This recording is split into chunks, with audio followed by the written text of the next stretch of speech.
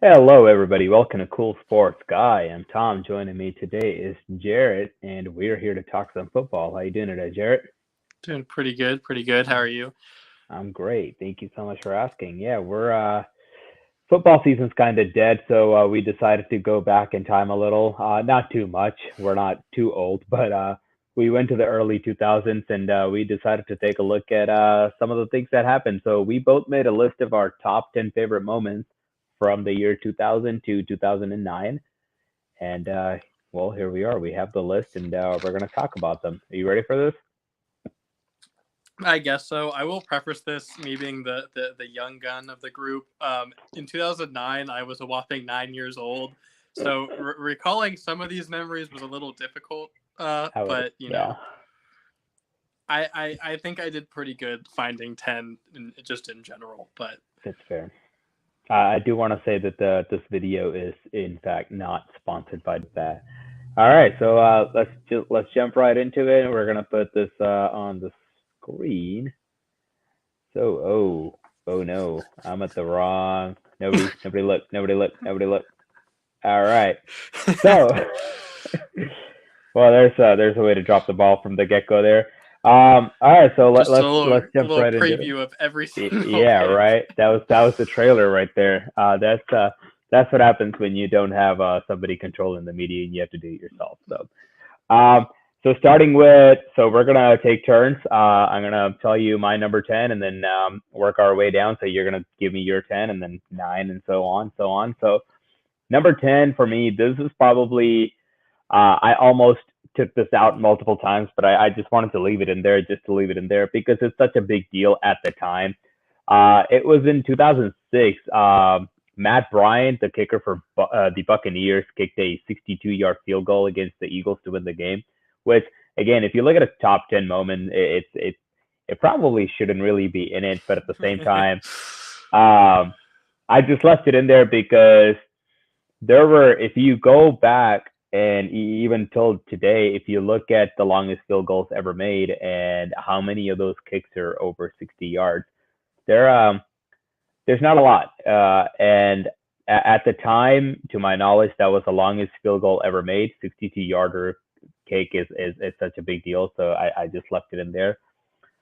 So Which is pretty insane to think about.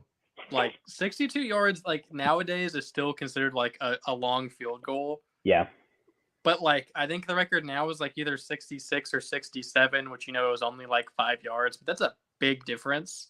yeah. I also, just to clarify, I wanted to give kickers some love because let's face it, nobody ever is gonna take a kick as a top 10 moment. I almost put the 2001 season for the Patriots, the Super Bowl winning field goal in there. That was a 49-yarder.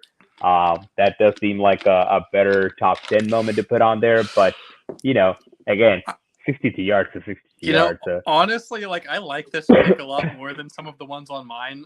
Not for the fact that like it was like like a polarizing season changing moment, but for the fact that like it's kind of like a time capsule in its own right, where it like Yeah, makes you really think about how much the game has changed just in the yeah, like skill and ability of the players in 20 years. But yeah, it puts it in perspective, big time. So that's my top 10. You can hit on it all you want. We're gonna move on to your number 10. Go for it. mine is actually the Super Bowl with the Seahawks and the Steelers. Antoine Randall L touchdown pass to Santonio Holmes. I listen. I love trick plays. Like I'm a sucker for some trick plays. We're probably like the next like decades we do. I'm gonna add some trick plays. I love them. They're just super exciting to me. This is a trick play in a Super Bowl, which makes it even better than it already is. I love receivers throwing passes. Antoine Randall L was kind of like the from my knowledge, again, I didn't really watch it anytime before this decade because I wasn't exactly born. But Antoine Randall L kind of like was the receiver who would throw the ball sometimes. Like he's the first one who ever really like did it. Not often. I don't want to say often, but like more than just one time. Like it's not just a random thing. It's like he's a gimmick player. He can throw a ball pretty well, and I love trick plays. Just leave it at that. I think to do that in a Super Bowl is insane, and it was such a good play. On top of that, it wasn't like a bad throw that was luckily caught. Like, it was a good quality throw to Santonio Holmes in that as well. Yeah, and just to clarify real quick, both of us, we were not together when we made the picks, but while putting the slide together, we realized that there's definitely some of the same picks. So we apologize in advance for that. I will say, if that is your number 10, then hey man, you better have some good picks moving forward. So my number 9, and it's gonna come up, so I'm not gonna talk too much about this right now. But my number 9, I only have it on there just because I'm a Brady fan and you're a Bears fan. This is really just to mess with Jared more than anything. But this is when Brady juked out. I forgot how to say his name. I think it's Brian Yeah, Urlacher. Urlacher. I don't know why I pronounced it wrong, but yeah, it's week 12 of 2006. Tied game in fourth, and it was a 4th and 10. Um, and yeah, Brady just went for it, juked him out. And the only, again, one is to annoy you, and and two, this dude is literally one of the slowest people to ever step on a football field, so he should not be juking anybody out. Which is insane to think about. Like, yeah, I'm a Bears fan. I watched a lot of Urlacher. He's I might be biased. He's one of the best linebackers of all time. My man is like a sure tackler, and to get he doesn't get juked out often. And for like one of the few times it happens, for it to be Tom Brady is the most bizarre thing I've ever seen. Yeah. Which, watching Brady against the Bears, I only recall 2 times it never happened, which was this game, and then there was the other time, which I think it was like in 2011-ish era, and it was a snow game, and we lost by like 35 or 40 or something. I remember I watched it and got so pissed off with the game, I literally turned it off and didn't watch football the rest of the day because I was just that angry at it.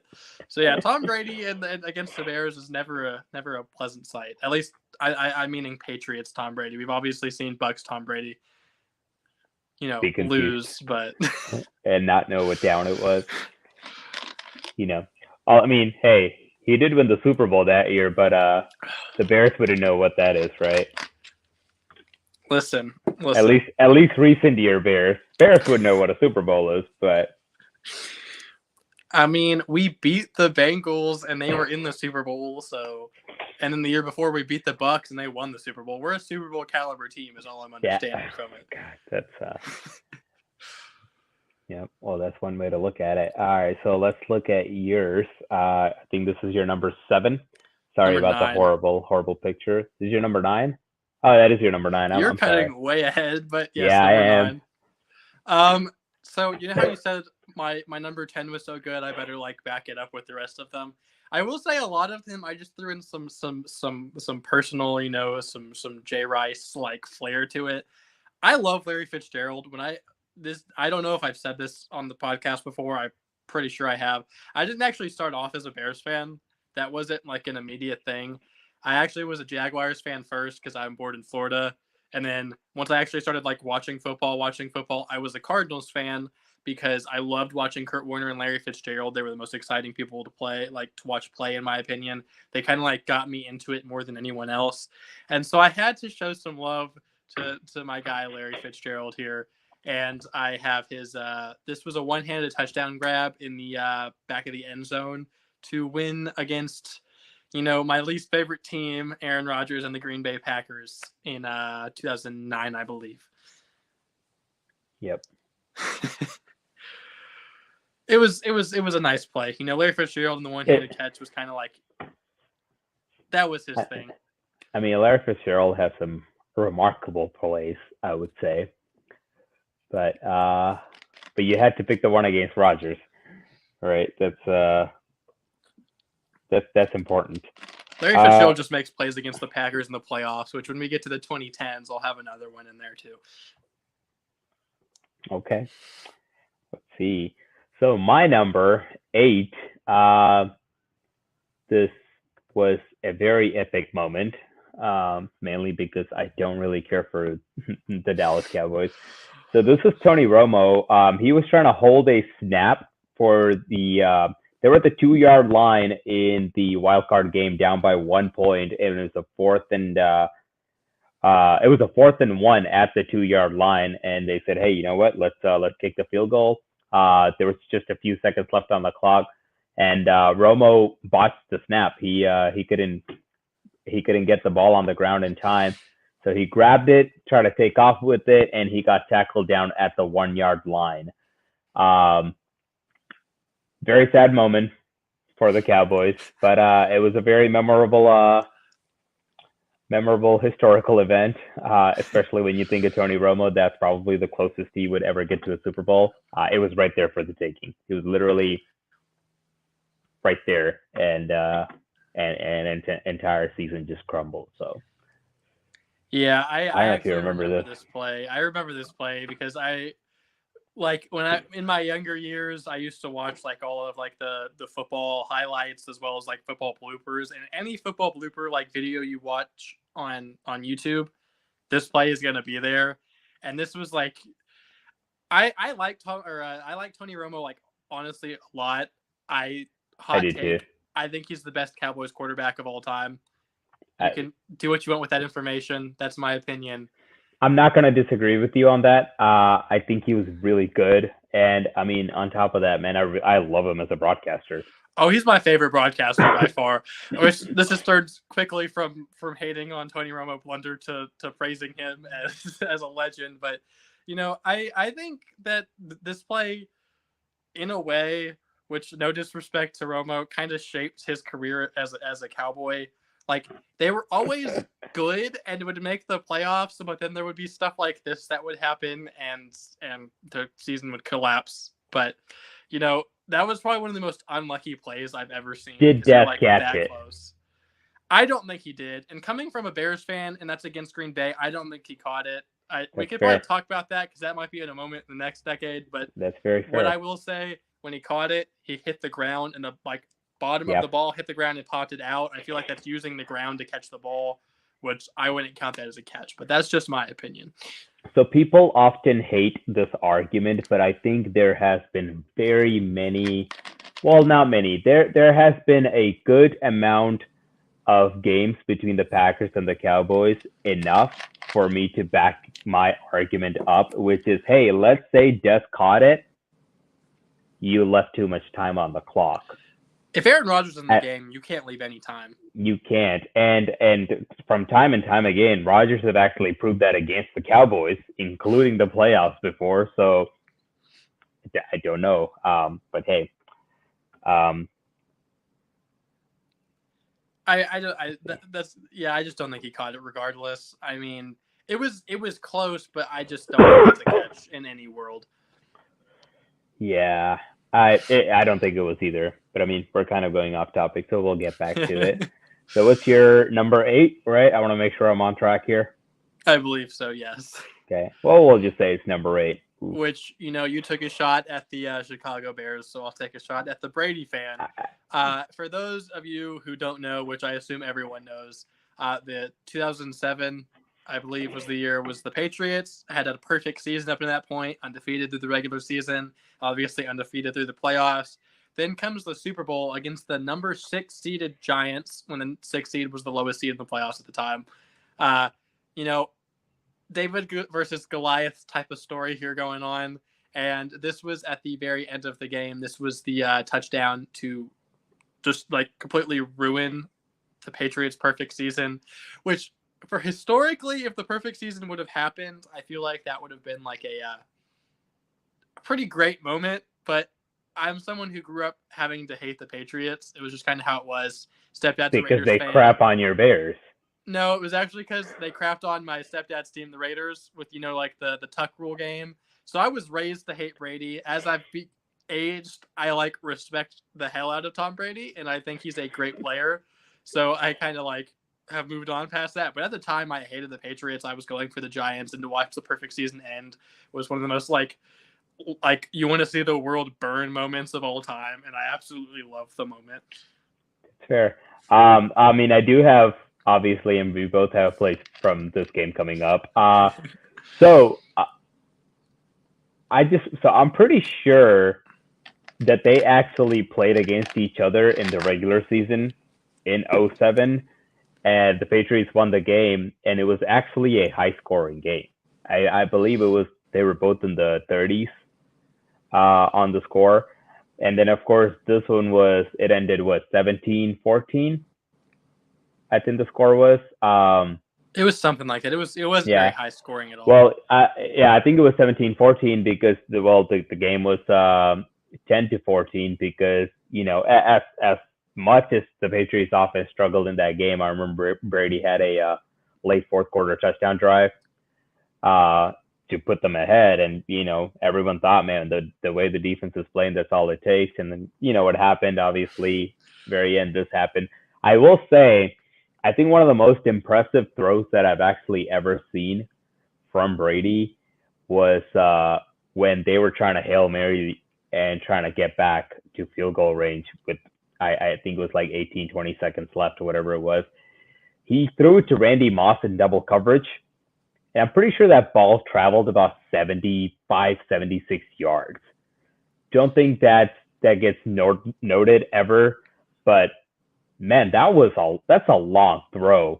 And he probably, if he would have thrown that ball maybe another 2 yards, Moss probably would have caught it. It actually hit Moss in the hands. I mean, not necessarily a catchable ball, but yeah, just want to throw that out there.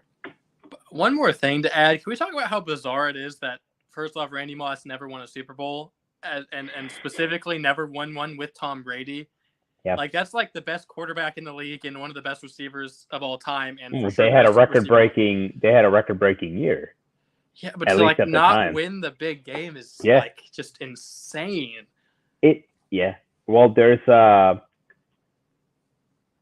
funny thing is, and now you might argue differently. I know I do, but for most people, if you ask, hey, who's the two best receivers Brady ever played with, it's usually Moss and Welker. And he never won a Super Bowl with either of them. Did Welker never win one? Not with Brady. I think Welker won with Manning. No, I think Welker retired after the 2013 season. I know his last year was with the Rams, which everyone forgets about, but that was a thing. Yeah.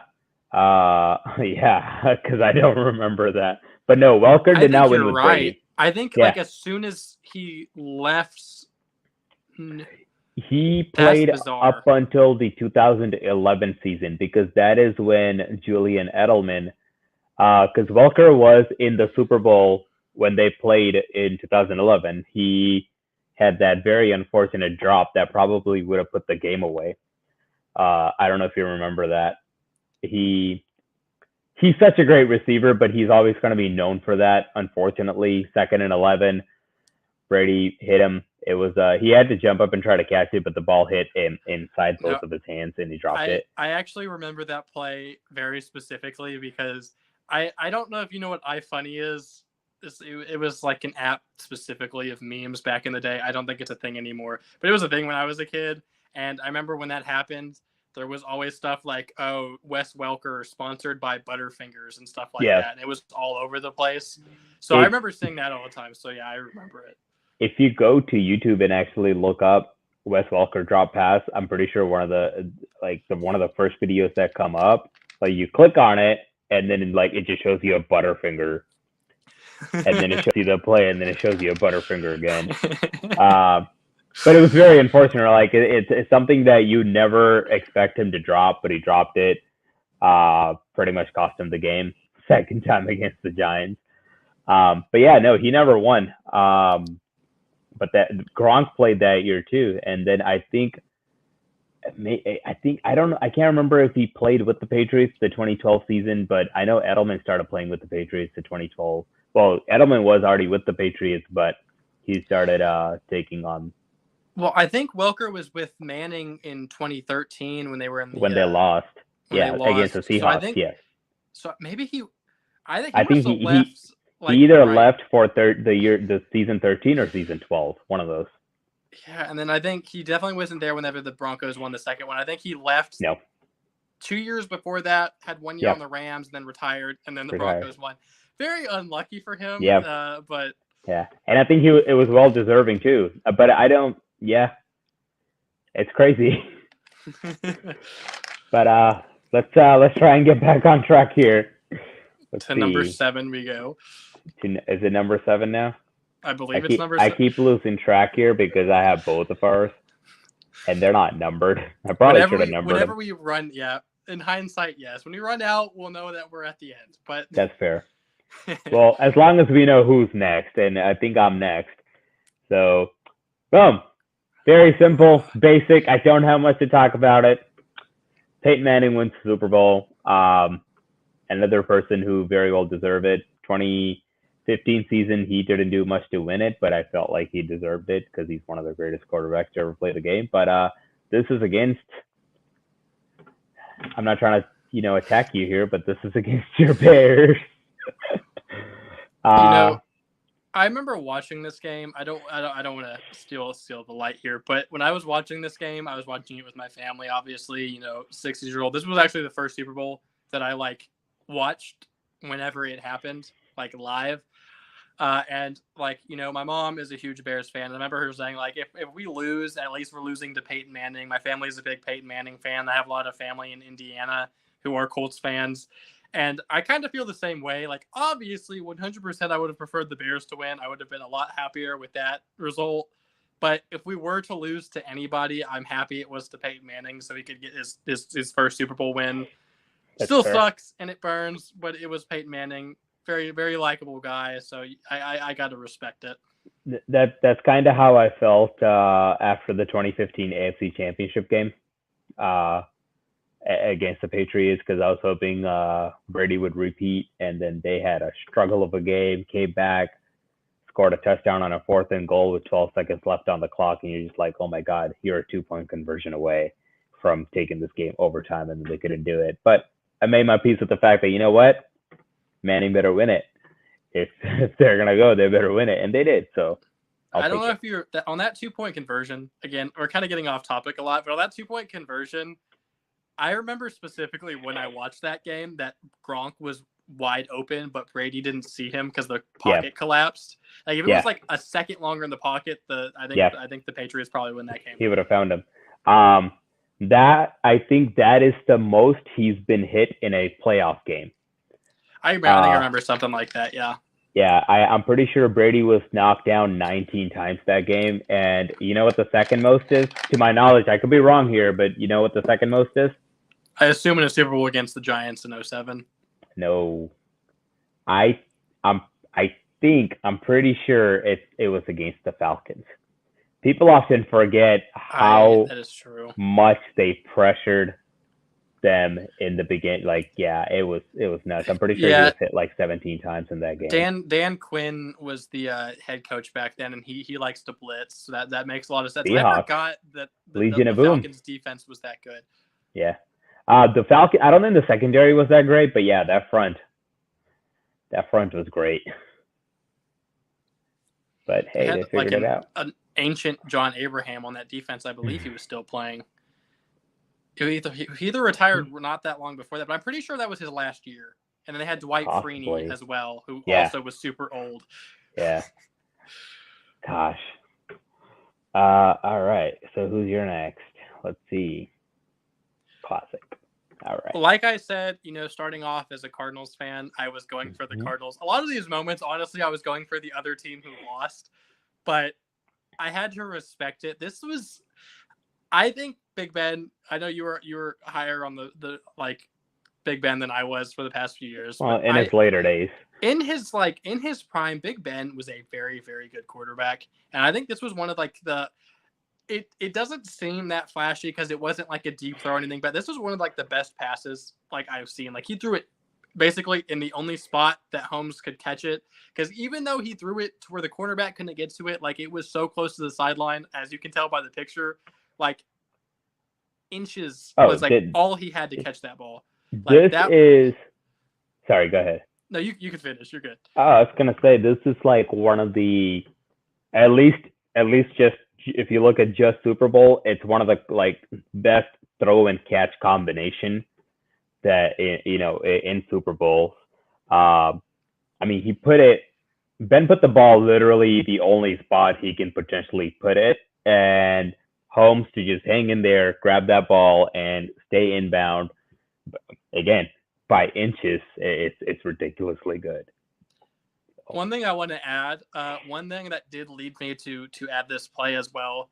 If you didn't know, Santonio Holmes, after he left Pittsburgh, he played for the Jets for a while. After the Jets, he actually spent some time with the Chicago Bears. So I had to shout out the future Chicago Bear, Santonio Holmes here. I just think that this was like, I don't want to use the word underrated because it is used a lot. Like I remember, especially like back then in like hype videos for like the NFL, they would use this play a lot. But I feel like this is like honestly kind of forgotten. Like this was honestly such a good play, and this was one of the best Super Bowls like that I've ever seen. I remember this game to a T. Amazing back and forth all game. I loved the Super Bowl, and this was like I would have preferred the Cardinals to win, but this was kind of like topping, like it topped off the game like super well. I thought that was the best end to the game that could have happened. Fair enough. I think I have this game in here too. I don't remember, but we'll see. We made this list a minute ago, by the way. If yeah, for those of you who don't know, we kind of had this. This has been in the back burners for. I don't know if we should say how long. It's been a minute though. We'll just pretend like we just made this, and well, I don't have much to say about this because you kind of already talked about this.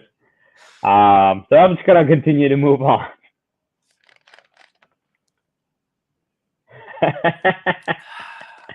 This is not a forgotten play at all. You are a true Bears fan. I love this play. Also in the picture, if you can't tell, Mr. Jared Allen right there, future Chicago Bear as well. Just shouting out Bears players all over the place. Mr. Dan Orlovsky, if I'm even pronouncing his name right, don't hate on me. It's a hard looking name to pronounce, but so he was the quarterback part of the season of the Lions season when they went 0-16, one of the only two teams to do that. And the Lions, listen, I don't hate them, but their fans have been talking a lot of crap the past few weeks. So I feel like this is very deserved. You know, to put them back in their place, the 0-16 team, the original 0-16 team. Also, Mr. Dan Orlovsky as well happens to, at least it seems like, despise Justin Fields. He hates on Justin Fields every single chance he can get. So why don't we talk about the play where the year they went 0-16 on he ran out of the back of the end zone for a safety trying to escape Jared Allen. Like it's not like he like got pushed back. He literally just tried running away and ran through the back of the end zone like he didn't know where he was. It wasn't a pushed out. It was clearly ran out because he didn't know where he was. And I think it's hilarious. One of the funniest moments I've ever seen in football and one of my favorite moments of all time. Also, adding like it's a little extra benefit to kind of hate on Dan Orlovsky. He doesn't get talked about much, so it's a little bit fun. Well, as a fellow Bears fan, I'm not a fellow Bears fan. I'm happy for you. Yeah, that's just having no awareness whatsoever. I mean, he's still looking downfield to throw. If you look at that picture, he's still looking downfield to try to throw that ball, and the ref is just standing there going, "Hey, man, it's already a safety." If you watch the play, he keeps running for a little bit. Like he runs like a solid like 10 yards like sideways after he's out of bounds. Does he throw the ball? I don't think he ends up throwing the ball, but it's hilarious nonetheless. Yeah. Well, let's move on. Let's see what's the next one is. Ooh, okay. Yeah, this is one of my favorite ones. So yeah, the Saints onside kick. I mean, third quarter, beginning of third quarter, Saints are down in the Super Bowl playing against Manning. It's one of the gutsiest calls I've ever seen in a Super Bowl history. And man, there really isn't much to say about it other than the fact that it was people say the fourth and goal, the fake one against the Patriots and with the Eagles Super Bowls, the gutsiest call ever. But this is just absolutely ridiculously good. It was amazing. Yeah, like it was kind of just like, I mean, obviously it was unpredictable. That's how they got the recovery, but like it literally came out of nowhere. Like I kind of agree with you. I think this might be the gutsiest one because nowhere in like no coach in their right mind going into the second half of a Super Bowl just does an onside kick just out of the blue like that. Like that had never been done before. It probably won't be done again for at least a long time. Like it was insane. Like I remember watching this game and it happening, and it was kind of like one of those moments where you're like kind of talking to the people at the Super Bowl party with you. You're not paying attention because it's just a kickoff, and then you turn and it's an onside kick, and you're like, "Excuse me." Yeah, that and a combination of another interception cost him the game. Cost Indy the game. But let's see. You know, adding for this one, I really wish that I knew how to add videos to this because it would make it a lot more understandable what happened. I have this one really high on my list. I don't very much like have a very good reasoning. I just love this play like growing up. Like I don't know why, but it's always been one of my favorite plays of mine. So for those of you who don't know, this is Brandon Stokely. He was a very mediocre receiver his whole career. He played for the Broncos and the Ravens. I think that's it. Maybe there was another team in there, but yeah, very average receiver. Never really did that much. And what had happened here is there was a Hail Mary at the very end of the game. Like, didn't seem like there was going to be hope to win this. And as he throws it, I think it hits the receiver's hands and then like gets tipped straight in the air. And then Brandon Stokely kind of just like swoops in and grabs the ricochet. And he's like, everyone else is trying to get the ball that's in the air. So, they're kind of standing still and he's full sprint, just catches it and runs all the way to the end zone and they win the game. And it's just like kind of one of those random plays, like just complete luck, but like watching it it makes it just that much better. I know it's kind of hard to explain in a picture form, but it's a very fun play to watch. I'm just going to say that. I'll go take a look at it right after we're done here. Let's look at the next one. All right. So mine, again, I have one of the similar ones you have. You have a different angle, though. I do have a different angle. By the way, that ball was placed right there. That isn't brought down or caught and our arms were moving. That's where the ball went. That's where he caught it. And as you can see, tippy-toeing right before he went out of bounds, caught the touchdown pass. Not much more to add to that. I think the next one also. Let's see, what's yours? Oof. So the helmet catch, which I think we're at 4 right now. So you might say that this should be higher on the list, given I had like the Plaxico one on the list at all. This play, I think the ones I have higher than this are just more like personal to me, I would say. I really like this play. Everyone knows this play. I don't even have to like say anything, and you know exactly what game this is from. This is one of those iconic plays in NFL history.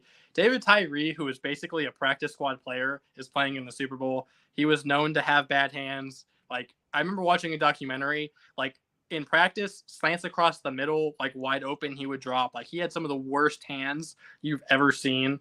And when this play happened, it made no sense that someone with that bad of hands would make a play like this, which it's not even just the catch, the play developing itself.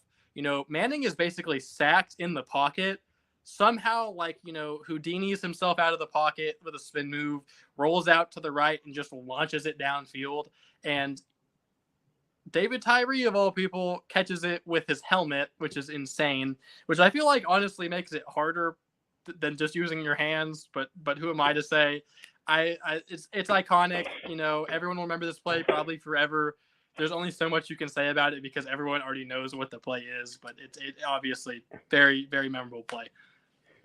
Yeah, so and this is on my list, so I don't want to just hold off until I get there to talk about it because we're just going to skip over it when we get there. But I just want to say, so that play, like you said, how the way it unfolded, because it was a 3rd and 5 to begin with, and about 4 or 5 Patriots linemen actually got a grab of Eli Manning's jersey at one point or another, or a grab of him at one point or another, and just for some reason couldn't bring him down or hold on to it. He somehow got out of it.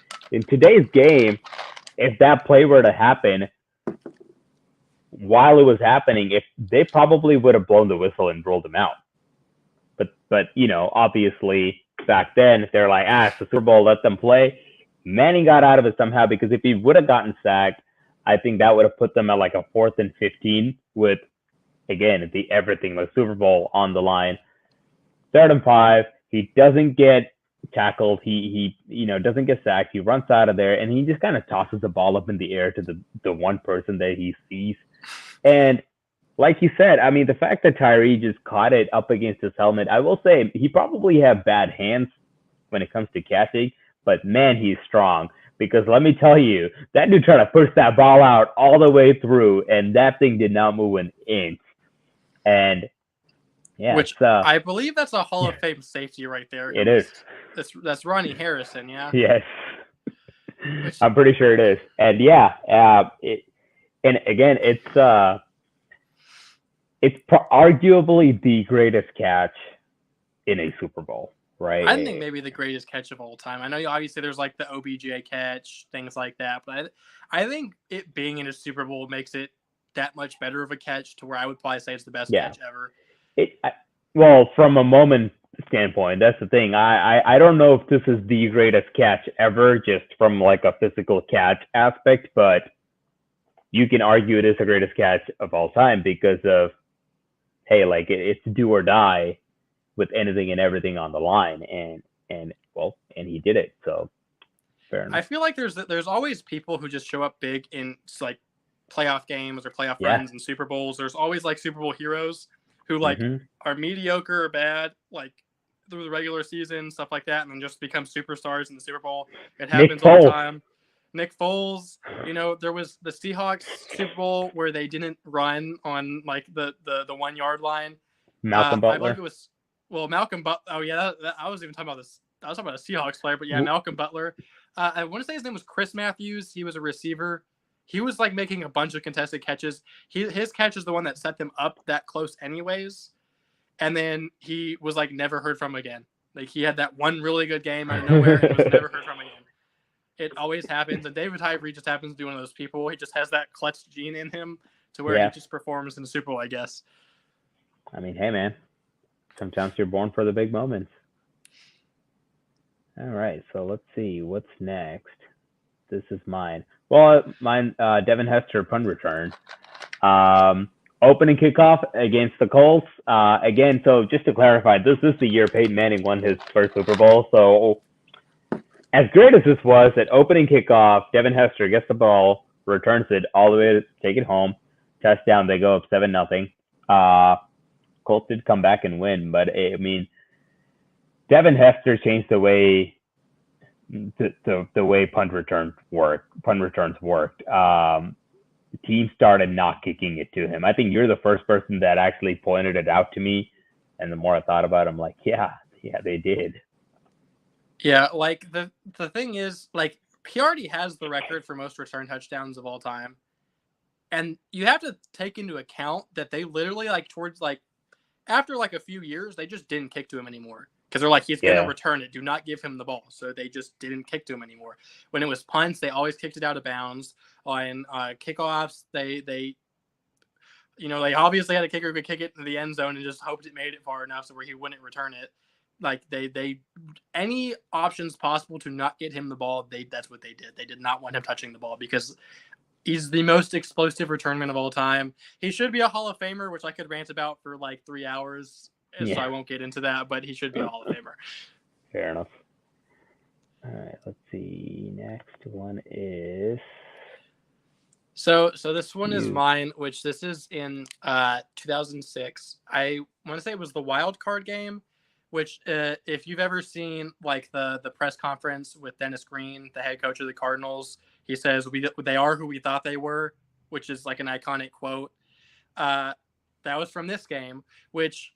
I was super young, so I may be remembering things like a little incorrectly. But my mom and stepdad went and watched this. We lived in Arizona at the time, and they went to an Arizona sports bar in all Bears gear to watch this game. And the Cardinals are like kicking the Bears' butts the entire game. Like it's not even close whatsoever. Like it looks like it's going to be a blowout. And then the fourth quarter comes, and then what happens is our offense atrocious. Our defense is what picked it up. I think Brian Urlacher, as you can see in this play, he rips the ball out of the running back's hands, and then Charles Tillman picks it up and returns it for a touchdown. Devin Hester, which I know isn't defense, it's special teams, but in fantasy it counts as the same, so why can't it count the same here? Devin Hester returns the punt for a touchdown, and our defense steps up, and I think our defense also gets another interception. I want to say it was Lance Briggs. And we come back and win the game just in the fourth quarter alone, which is kind of how our season went because Rex Grossman is not an NFL quality quarterback, which I don't need to get into. That's the reason we lost the Super Bowl. But the defense, this defense is one of the best all time, and I will stand by it. Like the Lovie Smith era, turnovers. That was all it was. And I like it. The defense won this game. It was so much fun to watch a comeback like that where we didn't even need offense to win. It was just defensive points or special teams the whole time. And I wish I was old enough to be at that bar to rub it into the Cardinals fans in Arizona because that seems like a lot of fun. I wasn't able to do that, obviously, because I was 6. But this point still stands. Super iconic as a Bears fan. Kind of goes to show, like, what defense means to me is because of this game, to be honest. Fair enough. Yeah, I don't remember this game, but this is the year, but that's the year they went and lost the Super Bowl, though, right? Yes, it is. Okay, I'm not trying to be a jerk. No, I've accepted it. It's been like 15. Yeah. Over 15. Jesus. Well, they'll go back. Just give it I feel old. Justin Fields is going to win us the Super Bowl. It's going to happen. I'm guaranteeing it. Oof. All right. Look at that. 42-minute mark. In the Cool Sports Guy episode, Jarrett was the first to say Fields is going to get them a touchdown. Or wait, a Super Bowl win. I hope he gets us at least a touchdown. All right. One more. Okay. So this is one of my favorite ones ever. This is against your beloved Cardinals. So I think the best part about this was the fact that this happened with by the time he hit the ground, the clock was at 0 for halftime. I don't know if you recall that. So Devin Hester, 100 yards, pick 6. He runs it back, and he was so close to the end zone that they reviewed it for a good 10 minutes before they came back and ruled it a touchdown. Because if they would have said, and I think the biggest reason they kept reviewing was because if they would have said, hey, like it was not a touchdown, they would have said, well, the clock has ran out, so Steelers don't get to have another play. I think it turned around the game big time. And, I mean, the fact that Harrison just ran back 100 yards on a pick 6, I mean, the Cardinals drove all the way down the field trying to get themselves another score right before halftime, and then, boom, this happened. And it was, This is slightly off topic, but big question. Do you think James Harrison is the best undrafted player of all time? I don't know. I don't think I know enough, like, on a list basis of, like, undrafted players to just, like, off the top of my head say yes or no. You can definitely make the argument for it, but that's definitely something to look at. I don't know. Like, James Harrison was so good whenever he played, but I still feel like he's going to go down, like he's already kind of getting forgotten in a way. I don't want that to sound super bad, but like people don't talk about James Harrison when you talk about like best linebackers of all time.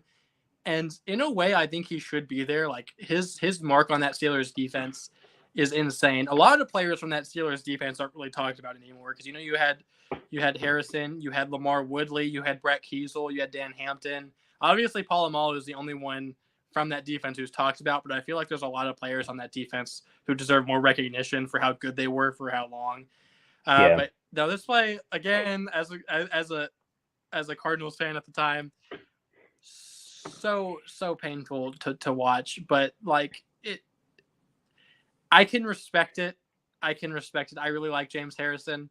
One of my favorite moments of like James Harrison's was he actually got interviewed I don't know when the interview took place, but it was after he became like, a Hall of Fame caliber player, obviously. And they had interviewed him, and I guess the interviewer didn't do any like research beforehand. And he had asked him like, "Oh, so whenever you were like getting ready to get drafted, like how did the combine go?" And he's like, I didn't get invited to the combine. And they're like, "Oh, well, so whenever you got drafted, how did you feel?" And he's like, did you like look up anything? Like I didn't get drafted either. Like Yeah, they that's did. awkward. Yeah, they obviously didn't know what they were talking about. I feel like James Harrison is one of like the more known undrafted players. Like there's some you'll forget that were undrafted, but I feel like that was just such part of his story that like no one's gonna forget that. So you have to literally know nothing about sports if you're going to interview him and not know he wasn't drafted. I mean, Kurt Warner's up there. Oh, Kurt Warner's probably, I would say, number one. I love Kurt Warner, as everyone knows. But yeah. Let's see. Moving on. That's you, buddy. You know how earlier I said future Bear Santonio Holmes? Well, this is future Bear Tracy Porter. Again, I went for the Colts in the Super Bowl. It seems to say that in this decade, every team I went for in the Super Bowl lost. So I was kind of bad luck. I have gotten better now. Most of the teams I go for win, so it's fine. But this game, I remember I was like, I wanted the Colts to win, but I was still kind of happy for the Saints. Like they hadn't won a Super Bowl. I don't know if that's their first or it had just been a really long time. I want to say it's their first off the top of my head. I think it's their first.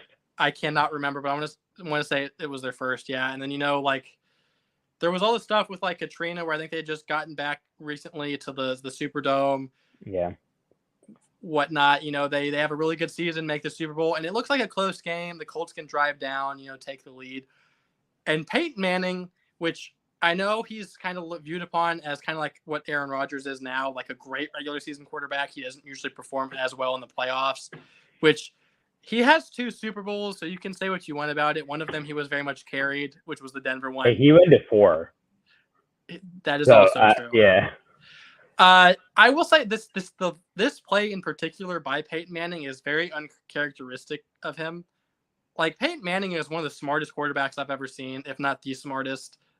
And he like threw it directly to Tracy Porter. Like it wasn't like a secret that Tracy Porter was covering that receiver. Like he was on him the whole time, and he cut the route and got a pick. Like it's kind of unbelievable that Manning would even throw that, but just bad play at a bad time. Yeah, it was just kind of like an unlucky thing. And Tracy Porter, picks it off and returns it. And like, even though I'm not a Saints fan and I wasn't even going for the Saints, like I feel like whenever teams who haven't won in a while or they get their first Super Bowl win, like that kind of a thing, you can just kind of like feel the joy on like yourself for those fans. And this play itself was so amazing. And again, future Bear, gonna keep saying that. So I love Tracy Porter. He's one of my favorite players ever, which I know is very strange because he was only on the Bears for a few years. But like the last time I remember beating Green Bay, other than we clinched our playoff spot in the division record in 2018, was like 2016 on Thanksgiving, and Tracy Porter got a pick in that game. I think he got like the game-winning like deflection. So I love Tracy Porter with a passion for the rest of my life. Fair enough. Well, go Tracy Porter. The next one is my number 1. Again, like I said, I wasn't going to say too much about it. So as much as he said, hey, you're going to pick against the Brady fans, my favorite play from that 9 years or 10 years is this one. It's iconic. It changed the trajectory of a lot of things. Well, not trajectory, but it changed a lot, right? Perfect season got taken away, got ripped apart by a practice squad player. So we'll leave it at that. But let's go to your number 1. Devin Hester, which we already talked about this, but this exact picture right here is up here on my wall. I obviously really like this play. I know we didn't win the Super Bowl. And I know technically like I wasn't a Bears fan at this point, like I said. I was still a Bears fan. They just weren't my favorite team. There's a difference. I was still a Bears fan. But I remember this play specifically because this was actually the first Super Bowl that I ever watched. Like I said this on your thing, I think, actually. But first people I ever watched, and the opening kickoff here, whenever they returned it, was like the most mind-boggling thing. The Bears do not have a history of success other than like the 80s and beforehand. So like watching this with my family and them, screaming and everything whenever he returned this kick was like kind of brought that excitement into the game, kind of opened my eyes to how exciting football is. Devin Hester kind of solidified himself. This was, I think, his rookie year or his second year, one of the two, as one of the greatest returners of all time off the bat. Like, it was just such a good play. Again, Devin Hester should be in the Hall of Fame. He's not. He should be next year. If not, then I'm probably going to riot. I don't know. We kind of glossed over a lot of this whenever you said it, but it iconic play. To me, most iconic play of that decade, because I'm a Bears fan probably, but it's just an amazing play nonetheless. Yeah, it was. I mean, again, not trying to bash on anything. At the end of the day, like, even though they didn't win the Super Bowl, like, his impact and just what a way to start off the game. You talk about a momentum, not even a shifter, just like, hey, game starting and we're just gonna take the momentum. That's it. It awesome. was so good. I honestly, the picture of it on my wall I wish was bigger. Like, I love that play so much. Yeah. If we would have won that game, I think the play would be talked about a lot more. I think it's because, like, if you lose the Super Bowl, no one talks about you losing. It's only talked about the winners.